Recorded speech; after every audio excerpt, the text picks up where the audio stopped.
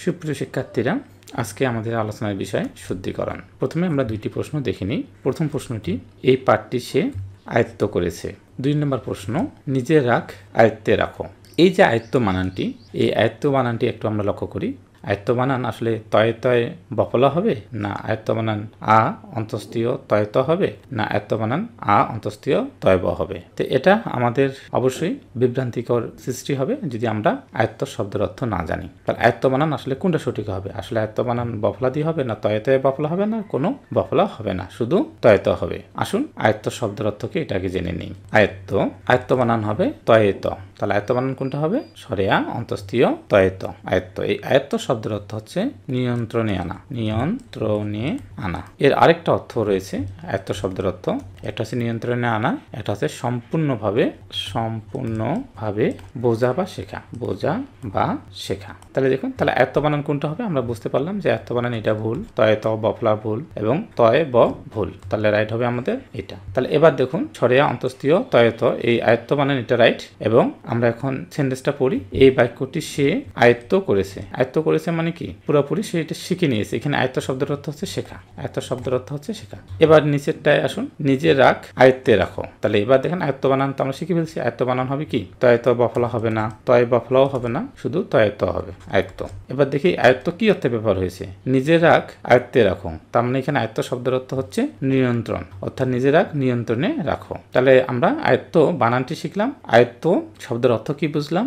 এবার আসুন আমরা দুইটি এমসিকিউ টেস্ট করে নিই, দেখি যে আমরা এই দুইটি এমসিকিউ আমরা পরীক্ষায় কেমন করতেছি। তাহলে দেখুন, সে গণিতের জটিল সূত্রগুলো করেছে। তাহলে আয়ত্ত করেছে। তাহলে আয়ত্ত বানান কোথায় আছে? যে আয়ত্ত বানান এটা ভুল, তয়ে ত বফলা ভুল, তয়ে ব ভুল, তারপর আয়ত্ত, এটা তো আয়ত্ত, এটা তো আরো ভুল। তাহলে আয়ত্ত মানে হচ্ছে এখানে আয়ত্ত শব্দের অর্থ হচ্ছে শেখা। তাহলে এখানে আয়ত্ত করেছে, আয়ত্ত শব্দের অর্থ এখানে সূত্রগুলো সে শিখে ফেলেছে, এই অর্থে ব্যবহার হয়েছে। তাহলে আয়ত্ত বানানটা খুবই গুরুত্বপূর্ণ। এই বানানটা আমাদের মনে রাখতে হবে, সরিয়া অন্তস্থীয় তয়েত। 2 নম্বর প্রশ্ন দেখি আমরা। পরিস্থিতি সম্পূর্ণ সরকারের রয়েছে। তাহলে সরকারের নিয়ন্ত্রণে রয়েছে। তাহলে নিয়ন্ত্রণের মানে কি? আয়ত্তে রয়েছে। তাহলে আমরা জানি আয়ত্ত বানান তয়ে ত, তয়ে ত হচ্ছে আয়ত্ত বানান। আর তয়ে তয়ে বফলা ভুল, তয়ে বফলা ভুল। তাহলে আশা করি বুঝতে পেরেছি যে আয়ত্ত বানানটি কি, আয়ত্ত শব্দের অর্থ কি। আয়ত্ত শব্দের অর্থ হচ্ছে শিখে ফেলা, আরেকটা হচ্ছে নিয়ন্ত্রণে রাখা। তাহলে আমরা শব্দের এবার আপনি চমৎকার কিছু শুদ্ধিকরণ শিখবেন এই আয়ত্ত বানান থেকে।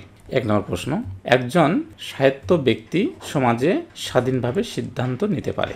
সাহিত্য বানান দেখি আমাদের কোনটা হবে। সাহিত্য বানান খুবই গুরুত্বপূর্ণ। শয় বয় আঁকা অন্তস্থীয় তয়ে ত ব হবে, না শয় বয় আঁকা অন্তস্থীয় তয়ে ব হবে, না শয় আকার অন্তস্থীয় তয়ে ত হবে, না সাহিত্য বানান শয় বয় আঁকা অন্তস্থীয় তয়ে ত হবে। তাহলে এখানে কিন্তু সাহিত্য বানান এই যে এটা রাইট হবে, আর এটাও ভুল, এটাও ভুল, এটাও ভুল। প্রশ্ন হচ্ছে যে কিভাবে আমি বুঝবো যে এই বাক্যটিতে এই সাহিত্য শব্দটি বসবে এবং কেনই বা এই বানানটি সঠিক। আমরা দুইটি বিশ্লেষণ করি। তাহলে দেখুন, সাহিত্য শব্দের অর্থ কি এবং এই বানানটি কেন সঠিক। আসুন আমরা ব্যাখ্যা দিই। তাহলে আমরা এর আগে শিখে ফেলছি আয়ত্ত বানানটা। তাহলে আয়ত্ত বানানটা এখানে তো রয়েছে যে আয়ত্ত, আ অন্তস্থীয় তয়েত, এর সাথে যুক্ত আছে শয়ব। তাহলে সাহিত্য, তাহলে বানানটা আমরা দেখলাম যে এটা আয়ত্ত বানানটা আমরা অলরেডি আগে শিখে ফেলছি, আর এর সাথে যুক্ত আছে শয়ব।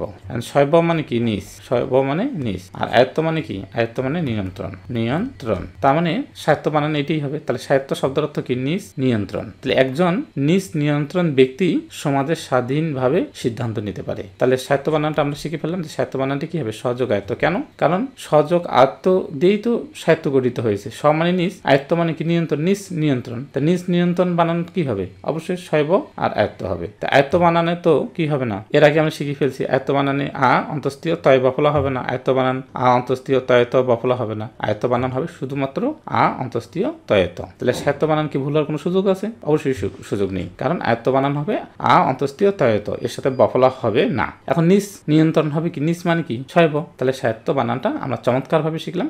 আর আমরা এখন অর্থ দিয়ে দেখি যে একজন স্বনিয়ন্ত্রিত বা স্ব আয়ত্তাধীন ব্যক্তি সমাজে স্বাধীনভাবে সিদ্ধান্ত নিতে পারে। তাহলে একজন ব্যক্তি যদি নিজের নিয়ন্ত্রণে না থাকে তাহলে কি সে স্বাধীনভাবে সিদ্ধান্ত নিতে পারবে? ধরেন কোনো স্বামী যদি ওয়াইফের কথা মতো চলে, তাহলে নিজের নিয়ন্ত্রণে সে আছে, সে নিজের নিয়ন্ত্রণে নয়, তাহলে ওই স্বামী কিন্তু সমাজে কখনোই একটা সিদ্ধান্ত নিতে হবে। সমাজ তো দূরের কথা, সে বাবা মাকে খাওয়াবে কি খাওয়াইতে পারবে না সেটাও তার স্ত্রী বলে দেবে। তাহলে তাহলে স্বাধীনভাবে সিদ্ধান্ত নিতে গেলে অবশ্যই স্ব-আয়ত্ত হইতে হবে, অর্থাৎ নিজ নিয়ন্ত্রণে থাকতে হবে। তাহলে নিজ আয়ত্ত আমরা বানানটি চমৎকারভাবে শিখলাম। এবার পরের প্রশ্নটি দেখি। তিনি একজন সাহিত্য লেখক। তাহলে সাহিত্য বানান আমরা শিখে ফেলছি স যোগ আয়ত্ত। স মানে কি? স মানে নিজ। আয়ত্ত মানে কি? আয়ত্ত মানে নিয়ন্ত্রণ।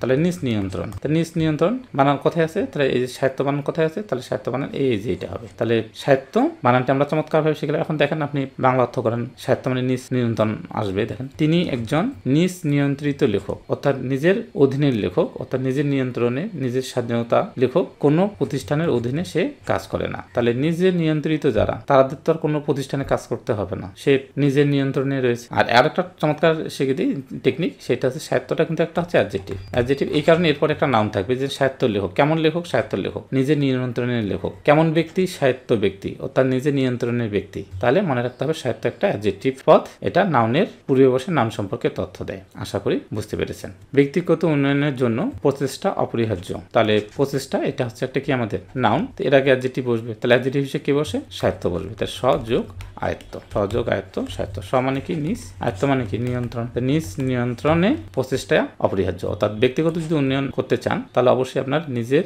নিয়ন্ত্রণে প্রচেষ্টা থাকতে হবে। তাহলে আয়ত্ত বানানটা দিয়ে আমরা সহযোগ যুক্ত করলে আমরা সাহিত্য শব্দটি পেয়ে যাব। তাহলে সাহিত্য কোথায় রয়েছে আমাদের? সহযোগ আয়ত্ত। তাহলে সহযোগ আয়ত্ত অপশন কতে রয়েছে? উত্তর ক হবে। 17তম বেসরকারি প্রভাষক নিবন্ধন পরীক্ষায় একটি প্রশ্ন এসেছে যে কোনটি শুদ্ধ বানান? কোনটি শুদ্ধ বানান? সাহিত্য। তাহলে আমরা শিখে ফেলছি সাহিত্য বানান কি? স যোগ আয়ত্ত। স যোগ আয়ত্ত সাহিত্য সমান শয়ব থাকলো, আর অ এবং অ মিলে আ হয়, অন্তস্তীয় তয়ত সাহিত্য বানান। তাহলে অবশ্যই অ্যান্সার গ।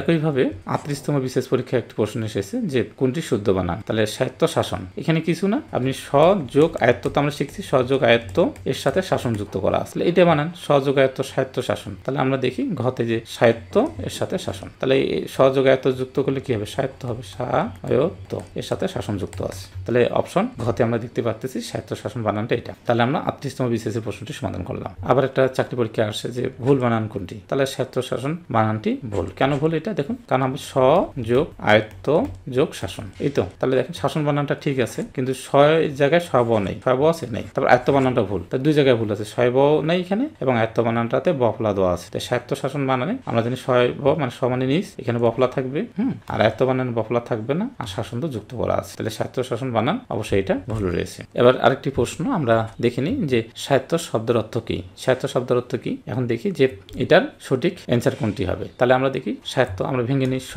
যোগ আয়ত্ত, এই তো স যোগ আয়ত্ত সমান সাহিত্য। স মানে কি? স মানে নিজ। আয়ত্ত মানে কি? আয়ত্ত মানে হচ্ছে নিয়ন্ত্রণ।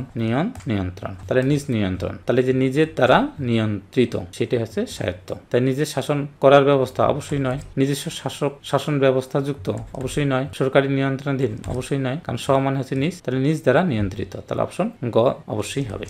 এবার দেখুন ঢাকা বিশ্ববিদ্যালয় একটি প্রতিষ্ঠান। কেমন প্রতিষ্ঠান? স্বায়ত্তশাসিত প্রতিষ্ঠান। তাহলে স্বায়ত্তশাসিত আমরা দেখে পেলাম যে স যোগ আয়ত্ত যোগ শাসিত।